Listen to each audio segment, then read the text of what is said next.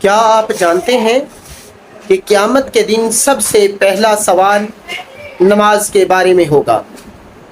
نماز دین کا ستون ہے، جو اسے قائم رکھے اس کا دین مضبوط، اور جو اسے چھوڑ دے اس کا دین ڈھہ جاتا ہے۔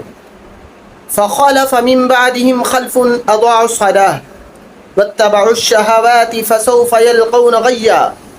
پھر ان کے بعد کچھ ناخلف لوگ ان کے جانشین بنے جنہوں نے نماز کو ضائع کر دیا اور خواہشات کے پیچھے چل پڑے، تو ان کا عنقریب غیر یعنی جہنم کی ایک وادی کا سامنا ہوگا۔ رسول اللہ صلی اللہ علیہ وآلہ وسلم نے فرمایا، جس نے نماز کو چھوڑا اس کا اللہ سے کوئی تعلق نہیں۔ آج اگر ہم نے نماز کو چھوڑا تو کل نماز ہمیں چھوڑ دے گی۔ زندگی کے کام کبھی ختم نہیں ہوں گے، لیکن ایک دن زندگی ضرور ختم ہو جائے گی۔ نماز پڑھو اس سے پہلے کہ تمہاری نماز پڑھی جائے۔